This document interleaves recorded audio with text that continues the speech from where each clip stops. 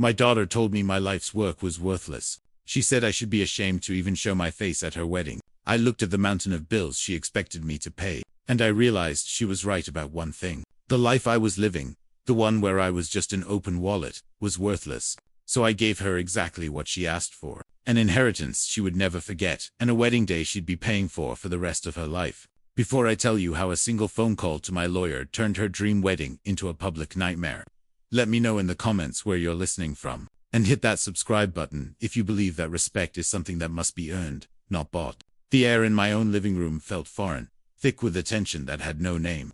Sitting like dust on the furniture I knew by heart. Across from me on the leather sofa my wife Isabel had picked out decades ago, sat my daughter Chloe and her fiancé Jordan. This wasn't a visit. A visit implies warmth, a genuine desire for connection. This was a presentation, a corporate meeting, where I was the sole investor and the only one without a vote. Resting on the solid oak coffee table I'd built with my own hands was a heavy leather-bound binder. It was ivory white with the words, "The Wedding of Chloe and Jordan," embossed in gold foil. It looked more like a legal document than a celebration of love. Chloe turned its glossy pages with an alarming efficiency, her perfectly manicured nails tapping on photos of venues, flowers, and menus with price tags that could feed a small town. "So, you see, Dad," she began, her voice a polished, emotionless monotone, as if reading from a script. "We've secured the venue, the Crestwood Estate. The Vance family has a history there. It meets a certain standard, you understand." I nodded slowly. At 71 years old, I've learned that silence can be the most honest answer. I'm a civil engineer by trade. My entire life has been about foundations, stress loads, and numbers that don't lie. I understand standards. My standard is that a bridge must withstand a Category 5 hurricane. My daughter's standard, it seemed, was that the guests must be impressed by the cost of the champagne. "And these are the preferred vendors," she continued, pointing to a page filled with elegant logos. "We've gone with La Fleur Boutique for the florals. The owner assured me they can import the specific white peas from Holland that Jordan's mother prefers." Jordan, who until now had been sitting as still and ornamental as a lawn jockey, cleared his throat and offered me a well-rehearsed smile. "She'll be thrilled, Mr. Maxwell. It's the little details that make all the difference, you know." "Oh, I know about the little details. I know that a single loose bolt can compromise an entire steel structure, and I was getting the distinct feeling that there were a lot of loose bolts in this particular project." "It all sounds very thorough," I said, choosing my words with the care of a man writing a structural report. Chloe flipped to a page dense with spreadsheets. "This is the preliminary budget. I've factored in the major expenses. The venue fee is $120,000, which includes their basic catering package for 200 guests. The florals will be around $25,000. Photography and videography is $18,000. The dress, well, I'm still deciding, but we should budget at least $15,000. She recited these numbers as casually, as if she were reading a grocery list. I didn't flinch. I spent over 40 years managing multi-million-dollar infrastructure projects. I'm not scared of large numbers. But those numbers represented concrete and steel projects that served communities for generations. What did these numbers represent? A 6-hour party. "So," I said, finally, looking her directly in the eye, "what exactly do you need from me?" Chloe closed the binder. The snap of the cover was sharp and final. "The plan is in place. I just need you to ensure the payments are made on time. I've set up a joint account for all wedding-related expenses. All you have to do is fund it." And there it was. Not a question, not a, "What do you think, Dad?" I wasn't the father of the bride. I was the silent financier of an event where my only role was to sign the checks. I looked at my daughter, searching for the little girl who used to sit on my lap and trace the lines on my blueprints. All I saw was a stranger with sharp eyes and a flawless expenditure plan. "Oh, by the way," Chloe added, her tone as casual as if she were mentioning the weather. She was flipping back to the photographer section, comparing two different styles of lighting. "After the wedding, Jordan and I are planning to sell this house. If the financial figures were a series of small cuts," those words were a punch to the gut that knocked all the air out of me. It took a moment for my mind to even process them. This house, the house I bought when the lot was nothing but overgrown weeds and a prayer. The house whose first design was sketched on a napkin at a diner with Isabel sitting beside me, debating the best placement for the kitchen window to catch the morning sun. "It's just so outdated," Chloe continued, her eyes still glued to the catalog, completely oblivious to the devastation she had just caused. "And we'll need a significant down payment for the new place in the Vance's neighborhood. A fresh start, you know, a fresh start by bulldozing the past. My gaze drifted from my daughter's cold expression to the portrait of Isabel above the fireplace. She was smiling, that gentle smile that could make you feel like the world was a safe and wonderful place.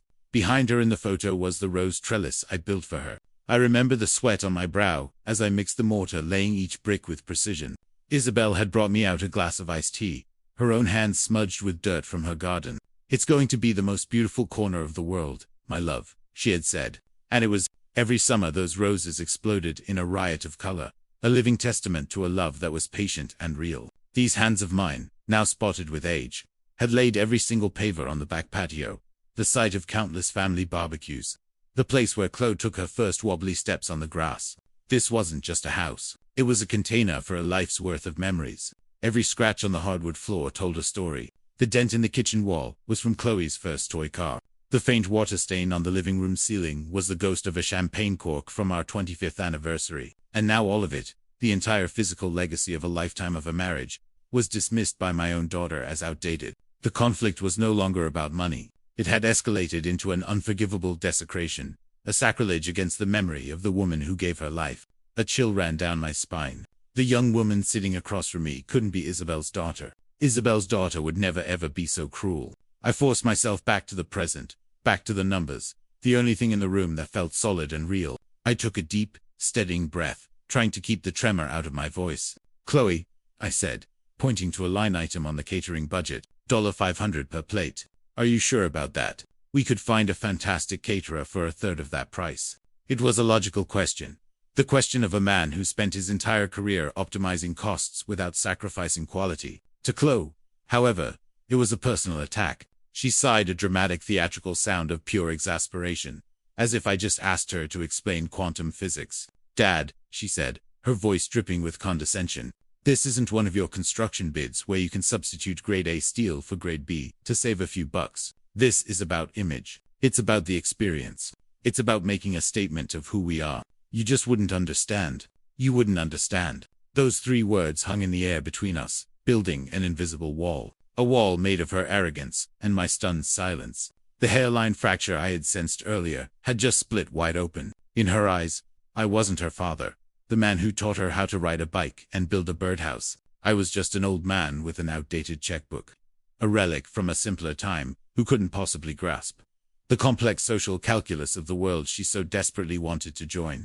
Jordan, sensing the sudden drop in temperature, quickly jumped in. "What Chloe means, sir, is that the chef at the Crestwood is considered an artist. Each plate is a work of art.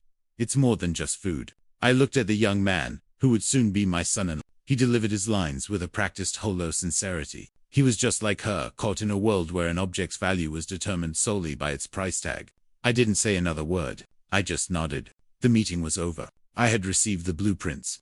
I understood my function. But as I watched them leave, saw Jordan's gleaming BMW disappear down the quiet suburban street, I knew one thing with absolute certainty. This wasn't a project to build a wedding. It was a demolition project. And the foundation of my own family was about to be brought to the ground. Sleep did not come that night. Rest is for minds at peace.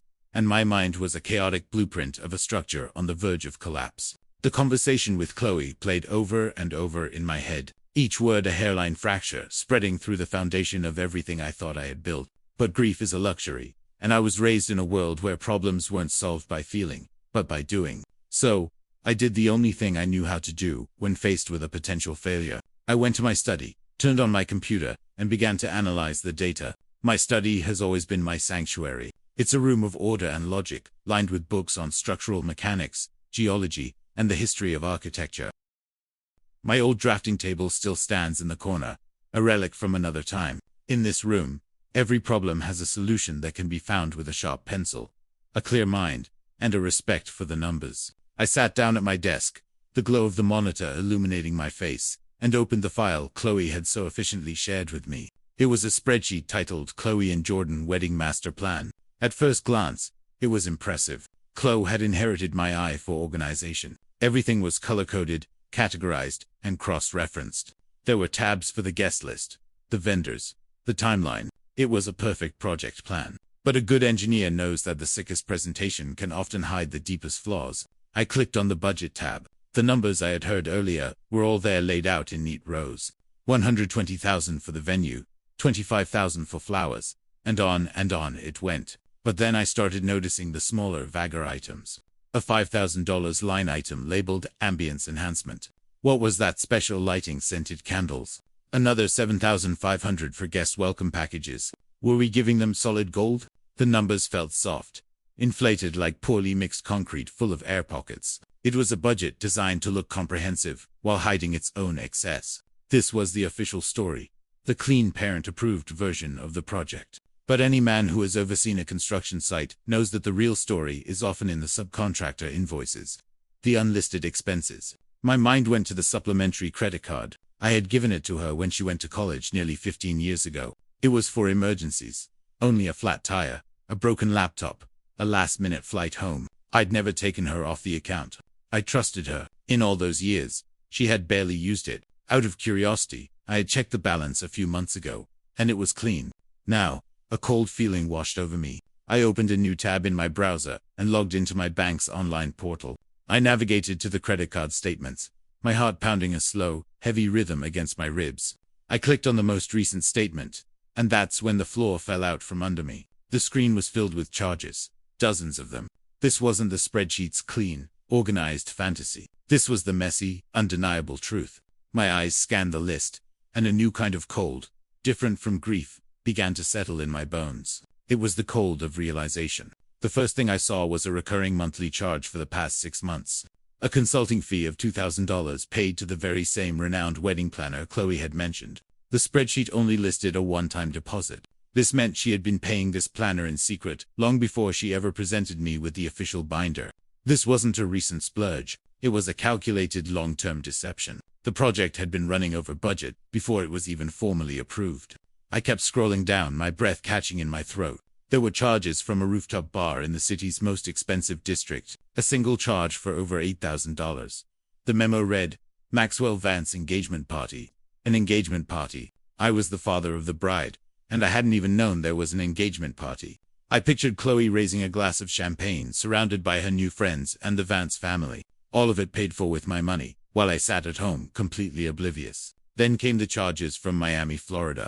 Airline tickets, a 4-night stay at a beachfront hotel, charges from spas, exclusive restaurants, and a nightclub where a single bottle of vodka costs more than my first month's salary. The dates corresponded to a weekend Chloe had told me she was attending a marketing conference. It was her bachelorette party, a secret, lavish vacation, built on a foundation of lies. My methodical review was now a descent into a nightmare. My mind, trained to see patterns, saw one clearly now, a pattern of absolute entitlement. Then, I saw Jordan's name. A charge for $4,000 at Harrison's Fine Tailoring, a place known for making custom suits for bankers and politicians. A $2,000 charge at the exclusive Oakage Country Club, with the memo groom's golf outing. My jaw tightened. This was beyond anything I could have imagined. They weren't just using my money for their wedding. They were using my emergency credit card, my trust, to finance Jordan's entry into the lifestyle of the rich and powerful. They were buying his way into his own family's world on my dime. I felt a wave of nausea. I had to stop leaning back in my chair and closing my eyes. I thought of Isabel. She respected a man's hard work. She knew the value of a dollar because she knew the sweat it took to earn it. What would she think if she saw this? If she saw her daughter treating my life savings like a bottomless pit of cash to impress people who already had everything I had to see it all? I had to know the full extent of the damage. I took a deep breath and looked back at the screen. And there it was, the final killing blow. It was a charge made 3 months ago, a non-refundable deposit of $20,000. The vendor was Azure Travel, a high-end agency specializing in exotic vacations. The memo was sickeningly clear. Honeymoon package, overwater bungalow mall. They had booked their extravagant honeymoon before they had even booked the church. But it was the charge right below it that truly broke me. It was for $12,000 from a store called Modern Lifestyles, a place that sold minimalist furniture for astronomical prices. The date was from just last week. I almost didn't understand its significance until I remembered Chloe's casual, cruel words from earlier that evening. After the wedding, we're planning to sell this house. We'll need a down payment for the new place. They weren't just planning their party. They were already furnishing their new life. A life built on the sale of my home, the desecration of my memories, and funded by my complete and utter betrayal. I stared at the screen for a long time. The numbers blurred. They were no longer just figures. They were weapons. Each one was a testament to my daughter's greed and my own foolish blindness. The engineer in me took over. Then the hurt was still there, a deep resonant ache, but it was now being overlaid with a grid of cold, hard logic. The problem had been identified. The structural weaknesses had been exposed. The extent of the failure was now fully documented. My job for the past 40 years was to fix failing structures, or when the damage was too great to oversee, their controlled demolition. I closed the laptop. The quiet click echoed in the silent room. I finally knew the full scope of the project, and now I knew exactly what I had to do. With the full damning report of my daughter's betrayal glowing on the screen in front of me, a strange calm settled over my soul. The shock had passed, and the hot sting of anger had cooled into something harder, more resolute. I was an engineer who had just discovered a fatal flaw in a critical support beam. The emotional response was secondary to the structural reality. The structure was compromised. It was going to fail. Now, I just needed to conduct one final test. A test of its integrity to see if there was anything at all left to salvage. My eyes drifted over the spreadsheet one last time, landing on a single line item. Bridal gown, budget $15,000. $15,000. It was more than I made in my first 2 years of working. But it wasn't the number itself that struck me. It was the memory it desecrated. I leaned back, and the sterile light of the monitor faded as my mind traveled back more than 40 years. I was in this very house, but it was younger then, filled with the scent of fresh paint and new beginnings. And from the spare bedroom, which served as her sewing room, came a gentle rhythmic humming. It was the sound of Isabel's old Singer sewing machine, a sound that for months was the lullaby of our evenings. She was making her wedding dress. I remembered the fabric. It wasn't imported silk or fancy French lace. It was a bolt of simple, elegant cotton lace she'd found on sale at a small shop downtown. She saw beauty where others saw a bargain. I remember her sitting on the floor surrounded by patterns and scraps of white fabric, her brow furrowed in concentration, a look of fierce, joyful determination on her face. She poured hundreds of hours into that dress. Every stitch was a testament to her patience, her skill, and her belief that the most valuable things in life are those you create with your own hands and your own heart.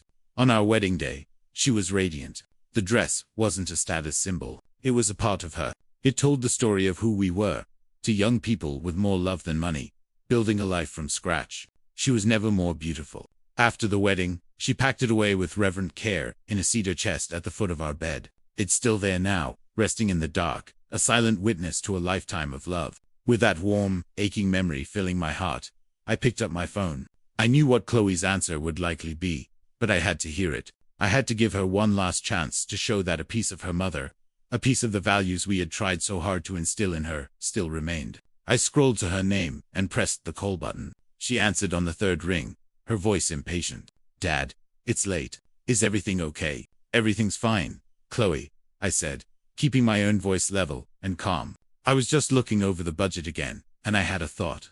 A sigh from her end of the line. "If this is about the catering again, I really don't have the energy." "No, it's not about the catering," I said. "It's the wedding dress. $15,000 is a significant amount." I paused, letting the statement hang in the air. "It got me thinking about your mother's dress. Do you remember it? The one she made herself. She was so proud of it. It's still packed away perfectly upstairs in the cedar chest." I was offering her a lifeline, a bridge back to a world where things had meaning beyond their price. I was silently begging her to remember, to understand. Her response came instantly, a short, sharp laugh devoid of any warmth. "Dad, are you being serious right now? That old thing, it's probably yellow and smells like mothballs. We're getting married at the Crestwood estate, not in a community hall. I can't show up wearing some dusty homemade dress. My God, what would the Vances think?" And there it was, the final diagnostic result. She didn't just dismiss the idea, she mocked it. She took a memory that was sacred to me, a symbol of her mother's beautiful soul, and she trampled on it with the heel of her ambition. What would the Vances think? That was the only question that mattered to her. Not what would my mother have wanted, not what would honor my family's history. A profound and final sadness washed over me, extinguishing the last flicker of hope. I had my answer. The daughter Isabel and I had raised the little girl who loved hearing stories about how we built our life together was gone. In her place was a stranger, one who would gladly sell her mother's memory for the approval of wealthy in-laws. It was no longer a question of money. It was a question of preservation. I had to protect the legacy of my wife, the sanctity of our life together, from the one person who should have been its most devoted guardian. "I see," I said. my voice quiet, but the decision behind it as solid as granite. You're right. It was a silly thought. Good night, Chloe. I hung up the phone before she could reply. The test was complete. The structure was condemned. After the phone call with Chloe, I sat in the dark of my study for a long time. The numbers on the computer screen were no longer just evidence of financial betrayal. They were symptoms of a deeper sickness, a rot in the values of the daughter I thought I knew. I had analyzed her role in this disaster, but every failing structure has more than one point of weakness. I needed to understand Jordan's part in all of this. Was he a reluctant passenger on Chloe's runaway train of ambition, or was he in the driver's seat beside her? There was only one way to find out. The next morning, I called him. My voice was even friendly. Jordan, it's Leo. I was hoping you might have time for a coffee this morning. I'd like to go over a few of the wedding financials. Manto man. There was a brief hesitation on the other end of the line. A silence just long enough for me to register it. Oh, sure. Leo, of course. Where should we meet? He finally said, his voice a little too bright, a little too eager. We met at a small, quiet coffee shop downtown, a neutral territory. I arrived early and chose a table in the corner away from the morning rush. I placed a simple manila folder on the table in front of me. It contained the printouts of the credit card statements. It wasn't an accusation. It was a blueprint of the truth. Jordan walked in a few minutes later wearing a polo shirt that probably cost more than my first suit. He smiled, but it didn't reach his eyes. Leo, good to see you, he said, shaking my hand. His palm was damp. Thanks for coming, Jordan, I said calmly, gesturing for him to sit. I won't take up too much of your time. I didn't engage in small talk. An engineer doesn't waste time on pleasantries when a foundation is cracking. I opened the folder. I've been reviewing the wedding expenses. I began sliding the first statement across the table, and I've found some discrepancies I was hoping you could clear up. For instance, this charge here, for over $8,000. An engagement party at the Monarch Rooftop Bar. I don't recall being invited to an engagement party. Jordan's eyes darted down to the paper, then back up to me. A flicker of panic crossed his face before he masked it with a forced laugh. Oh, that's right. It was all very last minute. Leo, a few of our friends just wanted to do something special for us. Chloe was going to tell you, but we didn't want to bother you with the small stuff. $8,000 is not small stuff. Jordan, I said, my voice remaining perfectly level. I pointed to the next set of charges. And I'm not sure a bachelorette weekend in Miami costing nearly $10,000 qualifies as small stuff either. He polled, stammering, that was for Chloe and her friends. I wasn't involved in that. He was trying to build a firewall to isolate himself from her spending. It was a weak defense, Isia said. I slid the second statement in front of him. Then perhaps you can explain these. My finger landed on a charge for $4,000 at Harrison's Fine Tailoring. Then another for a golf outing at the exclusive Oak Ridge Country Club. These seem to have your name on them. I gave Chloe that card for emergencies. I'm trying to understand how a custom-tailored suit and a round of golf with your buddies qualify. His facade crumbled. The practiced smile vanished, replaced by the panicked look of a young man caught in a lie he wasn't clever enough to maintain. He opened his mouth, then closed it. There was no explanation. The numbers didn't lie. He looked down at his hands, then up at me, his eyes pleading. Leo, I can explain. I leaned forward slightly, my voice dropping, but losing none of its intensity. Then please do. I am a reasonable man, Jordan, but I am also a man who has worked hard for every penny I have. I thought I was helping you and my daughter start a life together. But this, I gestured to the papers on the table. This isn't building a life. This is putting on a performance. So, I'll ask you again. Explain it to me. He finally broke. He slumped in his chair. The picture of defeat. It's my parents, he said, his voice barely a whisper. The Vance, they live in a different world, Leo. A world of expectations. Everything is about appearances. Who you know, where you go, what you wear. He looked at me, and for the first time I saw something genuine in his eyes. Fear. When Chloe and I got engaged, the pressure started. My mother started making comments about our standards, about Chloe fitting in Chloe. But she took it hard. She feels like she constantly has to prove herself to them to prove that she belongs. He took a shaky breath and delivered the final fatal blow to my heart. She just wants to show them that she's one of them. That her family can provide the same kind of life, the same kind of wedding that they expect. She wants them to be proud of her, to be proud of us. There it was. The fundamental truth of the entire project, laid bare on a coffee shop table. It was never about love. It was never about celebrating a union. It was a desperate, expensive attempt to buy my daughter a membership into a club that looked down on her. And my life's work, my savings, my late wife's legacy was nothing more than the application fee. I was being used as leverage in a social transaction I hadn't even known was taking place. Jordan wasn't just an accomplice. He was the primary beneficiary of this fraud. He got to look good for his parents, and I was the one footing the bill. I slowly gathered the papers and placed them back in the folder. I looked at Jordan, this weak, frightened young man who had let my daughter sacrifice her own father's dignity for the sake of appearances. I felt no anger. Anger would imply an emotional connection, and that connection had just been severed. All I felt was a profound, chilling clarity. The final data point was in. The analysis was complete. "Thank you for your honesty, Jordan," I said, my voice as calm as if I were closing a business meeting. I stood up, leaving him sitting there amidst the ruins of his excuses. "It's been very illuminating." I placed a $10 bill on the table to cover the coffees and walked out of the shop, not looking back. I had confirmed the integrity of all the components, and they had all failed the test. The demolition could now begin. After my meeting with Jordan, the path forward was clear. The data was collected, the analysis was complete. An engineer knows you do not argue with the laws of physics. And I knew now that I could not argue with the fundamental nature of my daughter or her fiancé. There was only one step left before initiating a controlled demolition, a final formal presentation of the structural limits. I decided to host one last dinner. I spent the afternoon in the kitchen, the familiar weight of my cast iron pot, a comforting presence in my hands. I was making beef stew, Isabel's recipe. It was a simple, honest meal, the kind that fills a home with a scent of warmth and memory. As I chopped the carrots and onions, my movements methodical and precise. My mind was not on the wedding, but on the past. I remembered cooking this same meal with Isabel on cold winter nights. The windows fogged up our laughter echoing in the small, warm kitchen. This house wasn't just a structure of wood and nails. It was a vessel for a lifetime of such moments. I was not just fighting for my retirement fund. I was fighting for the sanctity of this vessel. I called Chloe that afternoon. "I'd like for you and Jordan to come for dinner tonight," I said, my voice even. "I think it's time we finalize the wedding budget once and for all." "Fine," she said, her voice cool and businesslike. "We can be there at 7. There was no warmth, no curiosity. It was an appointment she was agreeing to. They arrived exactly on time, bringing a bottle of wine that cost more than my weekly groceries. They presented it to me as if it were a diplomatic offering. The air was thick with unspoken tension. We sat at the heavy oak dining table, the same table where Chloe Fu had done her homework as a child, where we had celebrated every birthday and holiday for 30 years. Now it felt like a boardroom table, and we were 3 adversaries pretending to be a family. I served the stew. It was rich and fragrant, the meat tender enough to be cut with a fork. Jordan ate his with a polite, vacant enthusiasm.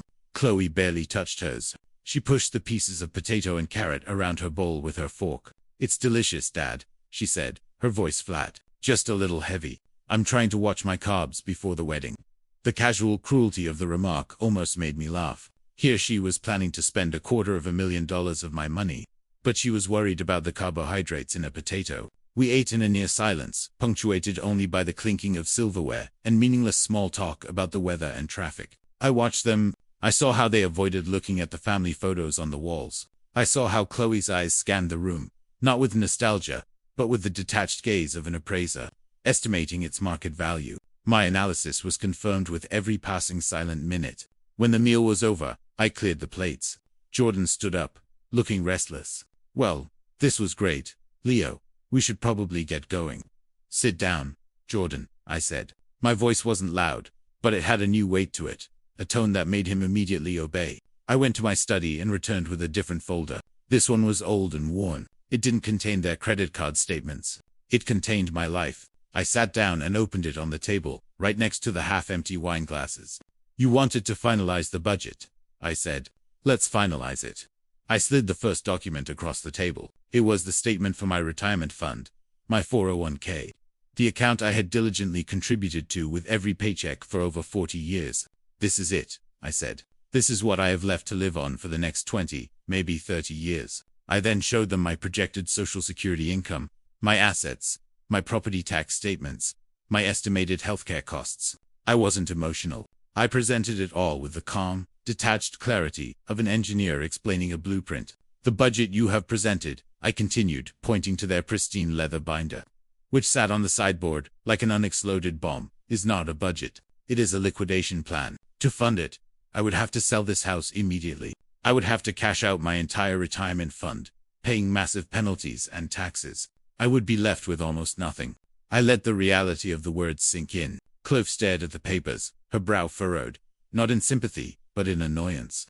As if my financial survival was an inconvenient obstacle to her plans. I have spent my entire life building things. I said, my voice low and steady. Bridges, buildings, a family, a future. I did it all by understanding one fundamental principle. You cannot put more stress on a structure than it is designed to bear. If you do, it doesn't just bend, it breaks. And I will not break. I looked from my daughter's resentful face to Jordan's pale, nervous one. I then slid a single piece of paper into the center of the table. It was a cashier's check.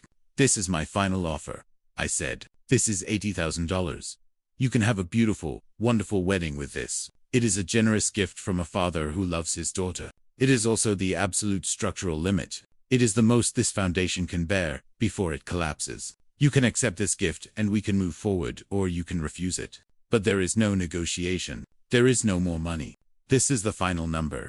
I leaned back in my chair. I had laid the facts on the table. I had presented my final unchangeable terms. The entire weight of their extravagant dreams and my financial future now rested on this single moment. The silence in the room was absolute. A vacuum waiting for the explosion I knew was about to come. I looked at my daughter's face, watching as disbelief turned to contempt, and I waited. The silence that followed my offer was heavier than any I had ever known. It was the crushing weight of a lifetime of sacrifice being weighed and measured by my daughter, and being found wanting. Chloe stared at the cashier's check on the table, not as a gift, but as an obstacle. Her eyes, cold and hard, slowly lifted to meet mine. There was no gratitude in them, not even disappointment. There was only a profound and chilling contempt. Then she laughed. It was not a sound of amusement. It was a single sharp, ugly burst of sound, like glass shattering in the quiet room. $80,000, she said, her voice dripping with a scorn that physically hurt. Is that it? Is that really all you think I'm worth? She shook her head, a slow, pitying motion, as if I were a child who simply couldn't grasp a basic concept. You just don't get it, do you? You never have. She stood up. Then, her chair scraping harshly against the hardwood floor, she began to pace her movements, agitated her energy, turning the dining room into a cage. This isn't about just having a nice wedding, Dad. This is about my future. This is about the life Jordan and I are building. It's about taking our place in a world you know nothing about. Her voice grew louder, laced with years of resentment I never knew existed. You've spent your entire life in some dusty office drawing boring blueprints for things nobody cares about. You get excited about different kinds of concrete. You build bridges that people drive over without a second thought for communities you'll never be a part of. You come home every night with dirt under your fingernails, proud of a day's work that the world completely ignores. She stopped pacing and turned to face me, her eyes blazing with a cruel fire. What do you have to show for it all? This outdated house? A pension fund? Your whole life has been about being sensible, being practical, being small. There is nothing impressive about you. There is nothing to be proud of. She leaned forward, her hands flat on the table, her face just inches from mine. And she delivered the final verdict, the words that would echo in my mind forever. Your life, she spat, is worthless. The word hung in the air, an irreversible poison. And Jordan just sat there. He didn't say a word. He didn't touch her arm to calm her down. He didn't look at me with an apology in his eyes. He just stared at his empty plate, a silent, spineless accomplice to my character assassination. His silence was his signature on her declaration. He agreed with every single word. Something inside me didn't break, it froze. The part of my heart that held a father's unconditional love for his daughter turned to ice, then to granite. The pain was so immense, so absolute, that it became something else entirely. It became clarity. I was no longer looking at my child. I was looking at a hostile stranger who happened to share my DNA. I did not raise my voice. I did not defend myself. An engineer does not argue with a failed stress test. He documents the results. I looked at her, my face, a mask of calm. I slowly reached out, picked up the cashier's check, and tore it in half. Then in half again. The sound of the paper ripping was the only noise in the room. Chloe's eyes widened, a flicker of shock finally breaking through her rage. Don't even bother showing up to the wedding, she said, her voice trembling with fury. Your presence would just be an embarrassment. I gave a single slow nod. All right, Chloe, I said. My voice was unnervingly quiet. if that's what you want. I stood up from the table, walked past my daughter and her silent fiancé, and went into my study. I closed the heavy oak door behind me, the soft click of the latch sounding as final as a tomb sealing shut. The storm had passed. The final, irreparable crack had shattered the foundation, and in the dead, quiet calm that followed, I began to draw the blueprints for a brand new project. I didn't hear them leave.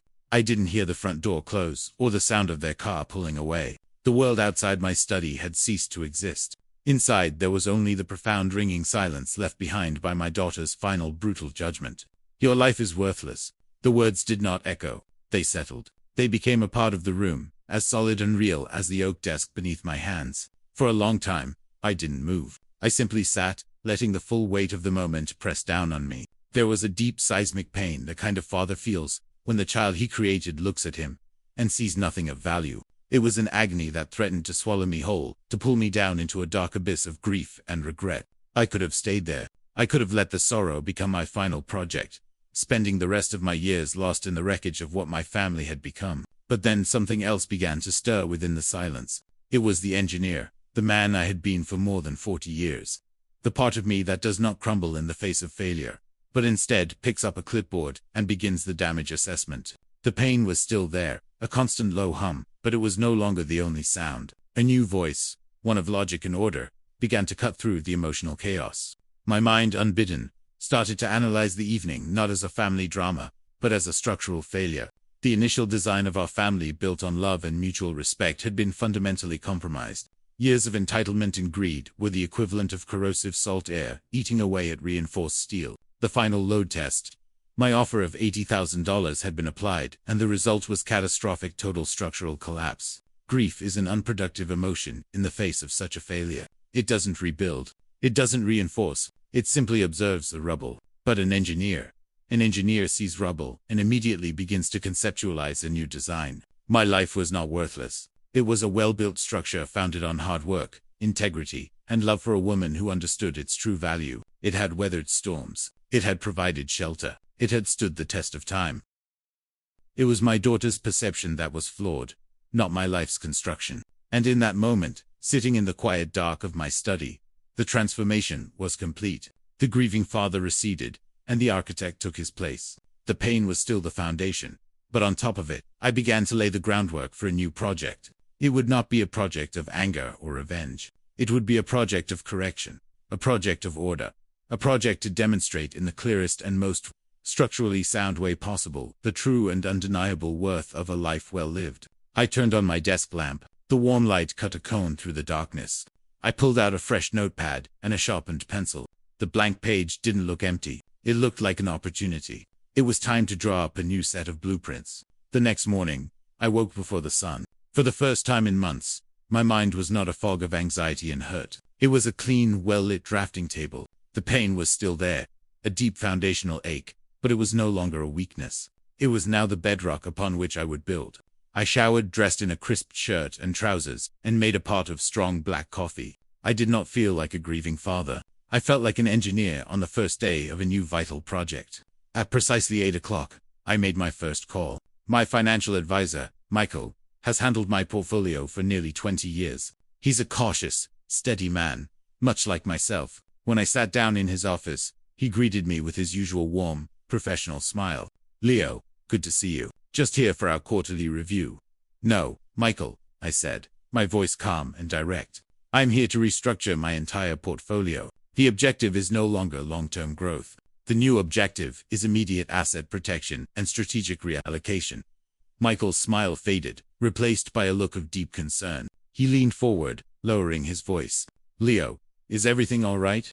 Are you in some kind of trouble? Is anyone pressuring you?" "I've never been more clear-headed in my life," I assured him, and it was the absolute truth. I briefly explained the situation, not with the emotion of a wounded father, but with the cold facts of a CEO reporting a hostile takeover attempt by a rogue board member. I told him about the wedding expenses, the secret credit card charges, and the plan to sell my home. He listened patiently, his expression shifting from concern to professional outrage. "This is a gross violation of trust. Leo, we need to lock things down immediately." "Exactly," I said. "First, I want to liquidate a significant portion of my stock portfolio. I want to convert it to cash. Second, I want to close every joint account and cancel any supplementary credit cards tied to my name. Third, and most importantly, I want to talk about creating an irrevocable trust. Michael nodded, his mind already working. An irrevocable trust is the strongest form of asset protection, he explained, confirming what my late-night research had suggested. Once you place assets into it, they are no longer legally considered part of your personal estate. They cannot be touched by creditors. They are not subject to claims in a lawsuit, and they cannot be controlled by anyone who might, for instance, try to gain power of attorney over your affairs by having you declared mentally incompetent. His words hit the mark. It was a defense against a move I hadn't even fully considered, but knew Chloe and Avances would be capable of. That is precisely what I want, I said. I want to create a financial fortress, Michael, and I want you to be the one who drafts the plans. He looked at me, a new respect in his eyes. Consider it done, Leo. We'll start the paperwork today. I left his office with the first part of my new structure underway. My next stop was a few blocks away at the law firm of Carter and Associates. Ben Carter was the son of an old friend, a sharp, energetic young lawyer who had taken over his father's practice. He had a reputation for being brilliant and, when necessary, ruthless. When I sat down in his modern sunlit office, I didn't waste time with pleasantries. Ben, I started, I am here to discuss two things: the complete and total disinheritance of my daughter Chloe Maxwell and the simultaneous creation of a charitable foundation. Ben's eyebrows shot up, but he remained professional. He leaned back in his chair. That's a significant course of action, Leo. May I ask what brought this on? You may, I said. I slid a single sheet of paper across his glass desk. It was a summarized list of the credit card expenditures, the secret wedding planner fees, the parties, the custom suits, the honeymoon deposit. This is a summary of the financial exploitation. The motive became clear after my daughter informed me that my life's work was, and I quote, worthless, and that my presence at her wedding would be an embarrassment. This is no longer a family matter, Ben. This is a business transaction that has gone sour, and I am dissolving the partnership. Ben studied the paper, his expression hardening with every line item he read. I see, he said, his voice quiet, but edged with steel. This is egregious. He looked up at me. So what's the plan? This was the moment. The unveiling of the full blueprint. First, I said to the wedding, I am the sole financier on all vendor contracts. I want you to draft letters of withdrawal effective immediately. We will terminate every contract and cancel every payment. Ben nodded. Perfectly legal. They have no standing if you are the one paying. Second, the house, it is fully paid off and the deed is in my name alone. I want to put it on the market by the end of the week. Also, you're right, Ben confirmed. And third, the most important part, I said, leaning forward, the bulk of my liquid assets, the money from the stock liquidation and the future sale of the house, will be the founding endowment for a new charitable organization. I want to call it the Isabel Maxwell Foundation. Ben's professional demeanor cracked for a moment, and a genuine smile touched his lips.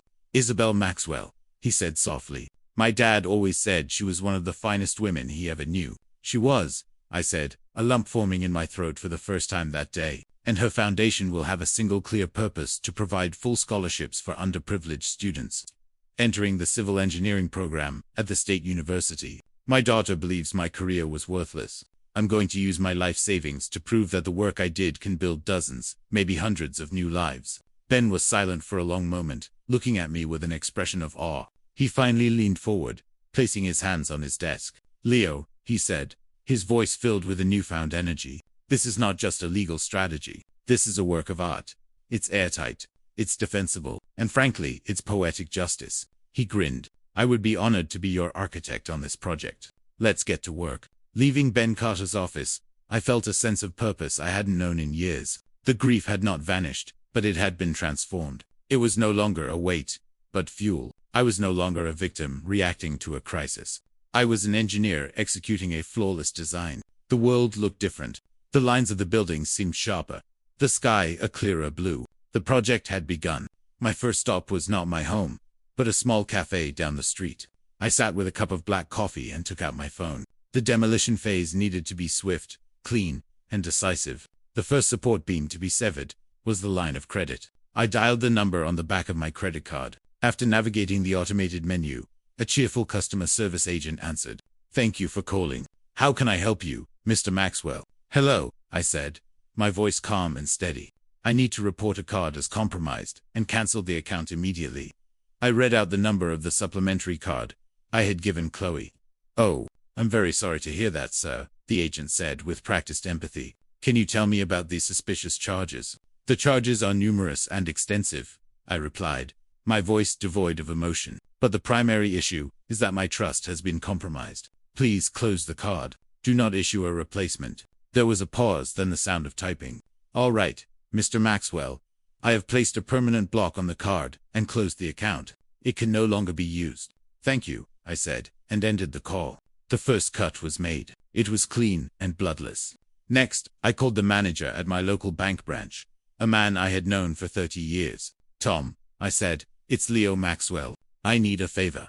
I need you to close the joint account I set up last week, the one titled Maxwell Vance Wedding. And I need you to transfer the full remaining balance back to my primary checking account. Can you do that for me today?" "Of course, Leo," he said, his voice warm, but sensing the seriousness in mine. "Consider it done. Is everything okay?" "Everything," I said, "is finally being put in order." With the financial taps turned off, it was time to dismantle the structure itself. I pulled up the vendor list Chloe had so proudly shared. At the top was the wedding planner, a woman named Genevieve. I dialed her number. She answered with a voice that sounded like expensive perfume. "Genevieve D. Cruz." "Hello, Miss D. Cruz," I said. "This is Leo Maxwell. I am the sole financier for the Maxwell Vance wedding." "Mr. Maxwell," she gushed. "So lovely to hear from you. Chloe was just telling me about the magnificent centerpieces we've designed." "I'm calling to inform you," I said, cutting through her pleasantries, "that I am officially withdrawing all funding for this event effective immediately. Your services are no longer required." The silence on the other end of the line was immediate and absolute. I beg your pardon," she finally stammered. "Due to a material change in circumstances, the event is cancelled," I stated, reciting the legal phrase Ben had advised me to use. "I am terminating our agreement. But the deposits, the contracts. We have a non-refundable policy." Her voice was rising, a frantic edge creeping in. "I am aware of the policies," I said calmly. "My decision is final. Please direct any further correspondence to my lawyer, Ben Carter. His office will handle the dissolution of all formal agreements. Have a good day." I hung up before she could sputter another word. One by one, I went down the list. The Crestwood estate was next. A polite but firm gentleman informed me that my $120,000 deposit was indeed not. "I understand completely," I told him. "The deposit is forfeit. Please consider this my official notice of cancellation." He was so taken back by my lack of argument that he could only manage a quiet "very well, sir." I made the call to Lafleur Boutique, canceling the $25,000 order for Dutch piano. I called the photographer, the videographer, and the live band. The script was always the same. "Hello, this is Leo Maxwell, financier for the Maxwell Vance wedding." The reactions ranged from confusion to outrage, but my response never wavered. "My decision is final. Please contact my lawyer, Ben Carter." With each call, I felt a weight lifting. I wasn't just canceling a party. I was reclaiming my life one vendor at a time. The next phase of the project was not about demolition, but about construction. The following day, I met with a real estate agent, a sharp woman named Sarah, who had the best sales record in the county. We stood in my living room, the same room where my life had been declared worthless just 2 nights before. "It's a beautiful home, Leo," she said, looking around. "Strong bones. It'll get a lot of interest." "I don't want a lot of interest," I told her. "I want a single clean sale. I'm not interested in bidding wars or waiting for the perfect offer. Price it to sell. I'm ready to move on." She looked at me, saw the resolve in my eyes, and nodded. "I understand. I'll have the listing up by tomorrow and a for sale sign on the lawn this afternoon." The final and most important step took place back in Ben Carter's office. He had worked with incredible speed. Spread across his conference table were a series of thick, official-looking documents. He slid the top one over to me. "This is it, Leo," he said. "The official charter for the Isabel Maxwell Foundation." I read the words. It was all there in crisp legal language. A non-profit organization dedicated to providing full-four-year university scholarships to promising underprivileged students who wished to pursue a degree in civil engineering. My heart swelled with a feeling I couldn't quite name. It was pride, but deeper. It was love, but broader. It was the feeling of creating something that would outlast me. Something that Isabel would have been immensely proud of. Ben pointed to the signature line. "Once you sign this, Leo, the foundation legally exists, and once you make the first deposit, it is funded. And because we structured it as an irrevocable trust, it is permanent." No one can ever touch it. Some things should be permanent. Ben, I said, picking up the heavy pen. Some things should be built to last. My signature was steady and clear. Leo Maxwell was no longer just a retired engineer. I was the founder and chairman of a legacy. Ben slid a bank transfer authorization form in front of me. The new account is open and ready. I looked at the form. With another stroke of the pen, I transferred a substantial sum, the first of many, into the foundation's account. It was the money that had been sitting in the joint wedding account. The money that was supposed to pay for champagne and a celebrity wedding planner. Now it would pay for textbooks, for lab equipment, for the dreams of a young person who, like me, wanted to build things that matter. As I left Ben's office, I felt a profound sense of peace. The demolition was complete. The new foundation was poured. The blueprints for my own future were finally clear. All the pieces were in place. The trap was set. Now all I had to do was wait for my daughter to walk into it. The weeks leading up to the wedding were silent. I heard nothing from Chloe. No angry voicemails. No pleading text messages. It was as if, after our final dinner, I had simply ceased to exist in her world. It was a strange, hollow peace. But I knew it was the calm before the storm. I had meticulously removed the load-bearing walls from her fantasy. And it was only a matter of time before the entire structure came crashing down. I didn't have to be there to see it. An engineer knows his own demolition plan. I could picture the entire sequence of events with perfect, chilling clarity. I imagined the morning began with a sense of triumph for her. She would have been in the presidential suite of a five-star hotel. The air thick with the scent of hairspray and expensive perfume. A team of stylists would be fluttering around her, her bridesmaids laughing and sipping champagne. In her mind, she had won.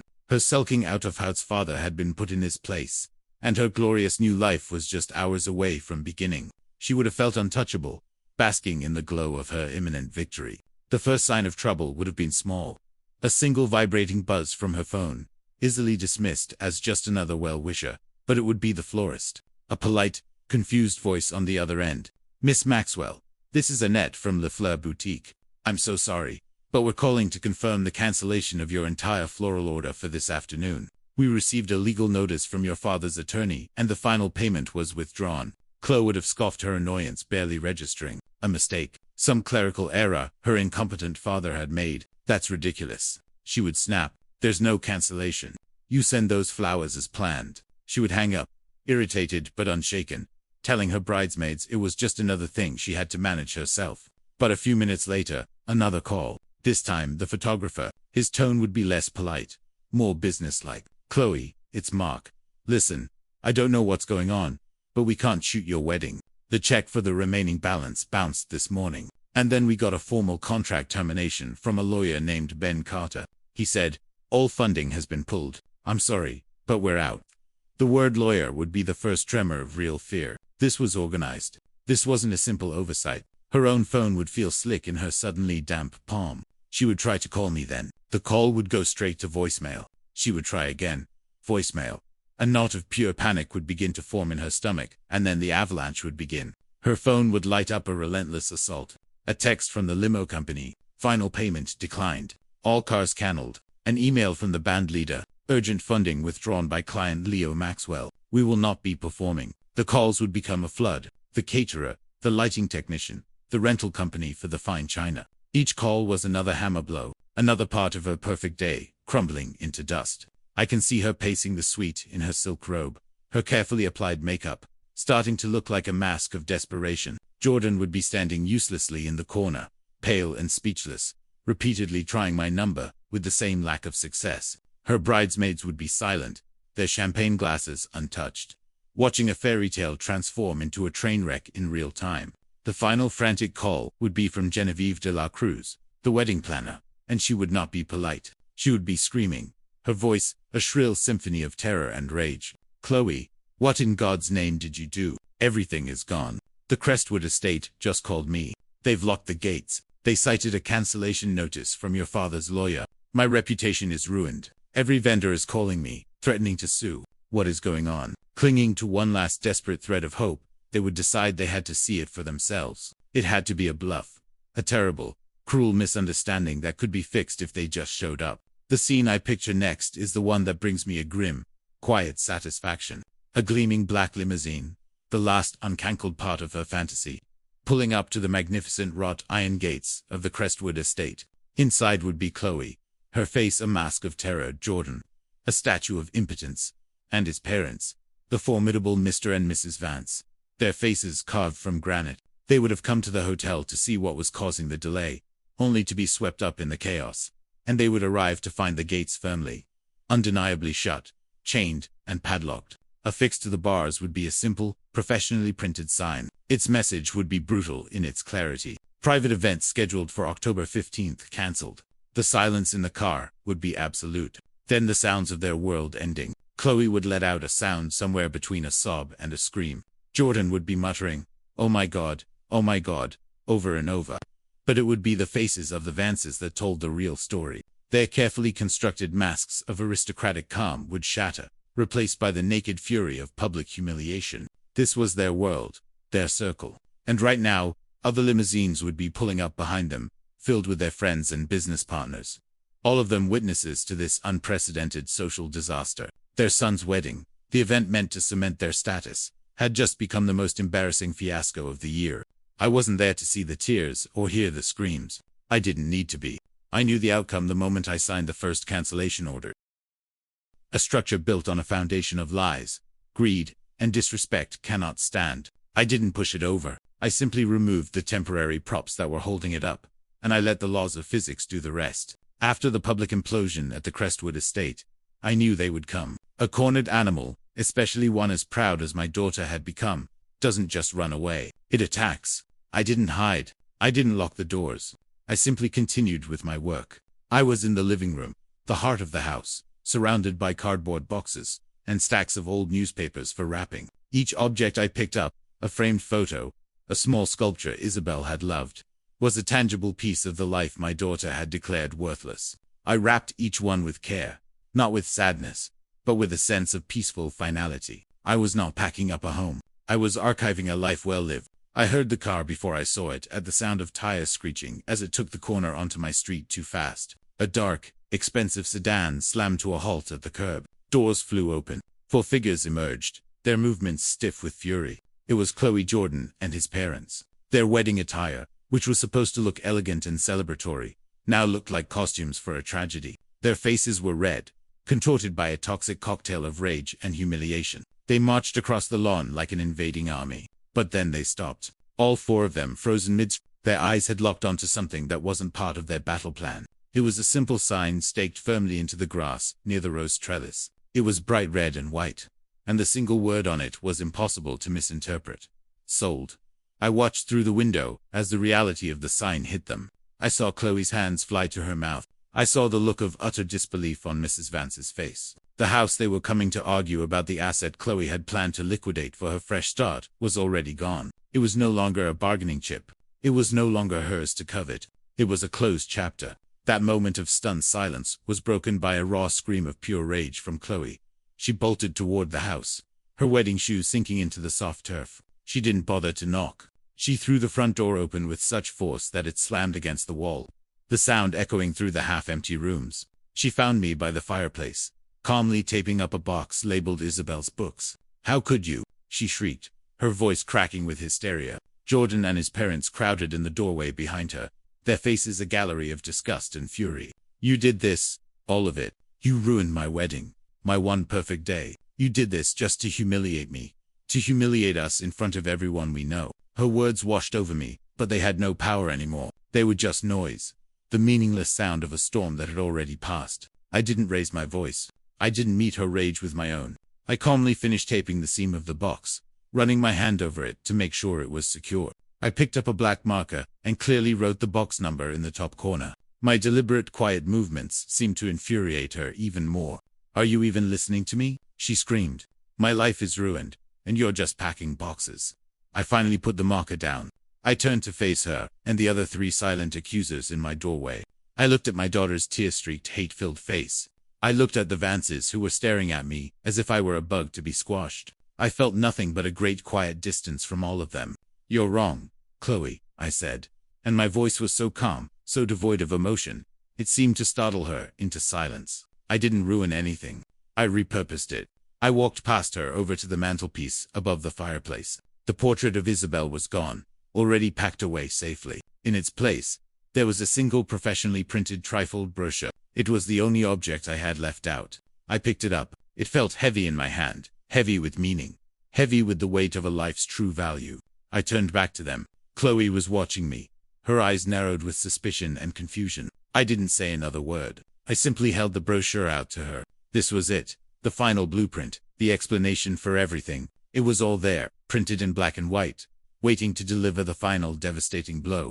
Chloe snatched the brochure from my hand, her movements sharp and angry. Jordan and his parents huddled behind her, all four of them peering down at the glossy paper, as if it were a strange and threatening object. I watched their faces, a silent observer to the final act of a play I had written. I saw the first flicker of confusion as Chloe read the title on the front, the Isabel Maxwell Foundation. Her eyes shot up to meet mine, a question hanging in the air that she dared not ask. Her expression shifted as she opened it. I knew what she was seeing. A beautiful, smiling photograph of her mother taken in our garden years ago. Beside it, the mission statement written in elegant, clear prose dedicated to providing full 4-year university scholarships for promising, underprivileged students who wish to pursue a degree in civil engineering at the state university. I saw the moment the words registered in her mind. Her brow furrowed. Engineering, my profession. The boring, worthless career she had so thoroughly mocked. I saw Mrs. Vance's lips tighten. She understood the financial implications of a foundation far better than my daughter did. This was no mere gesture. This was a fortress. But it was the back of the brochure that delivered the final fatal blow. Chloe turned it over, and her breath hitched. Her whole body went rigid. The Vances leaned in closer. There at the bottom of the page was a short section under a simple heading, Founding Endowments. And below that heading was a single line and entry that transformed this entire act from a simple charity into a devastatingly precise rebuttal. It was a number, an exact to the dollar figure, representing the total itemized budget of her cancelled dream wedding. The blood drained from Chloe's face. The rage, the fury, the self-righteous indignation. It all evaporated, replaced by a hollow, vacant shock. She finally understood. She had not been the victim of an angry tantrum. She had been the subject of a meticulous structural reassessment. She looked up at me, her eyes wide with a horror that was finally devastatingly silent. She had no more words. I had taken them all. I looked at my daughter, a stranger standing in the ruins of her own creation, and I finally spoke my voice, quiet, but carrying the weight of a lifetime. You told me my life was worthless.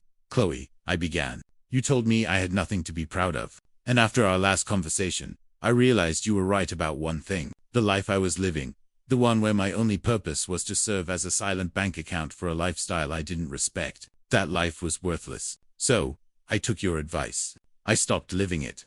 You told me not to show up at your wedding, and I respected your wishes. I didn't show up. Instead, I built something. I took the resources meant for a 6-hour party, and I invested them in a legacy that will last for generations. A legacy that honors your mother and the values she stood for. A legacy built on the very profession you called meaningless. I let the words settle in the quiet room. This foundation, Chloe, and the lesson that comes with it, is my final wedding gift to you. It's the lesson of what a life's work actually looks like. It is the undeniable value of building things that last.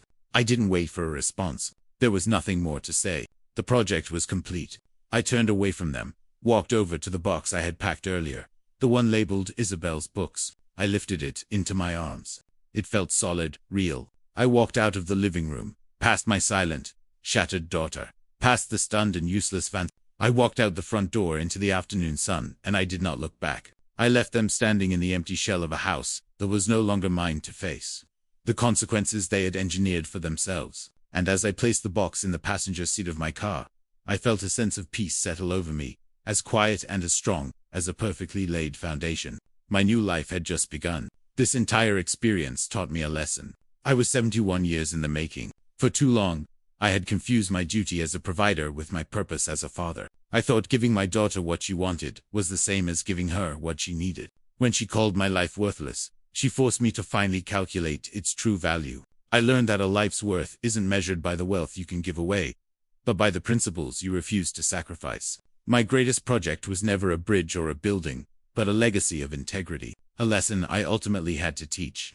What do you believe is the most valuable legacy a person can leave behind? Share your thoughts in the comments below.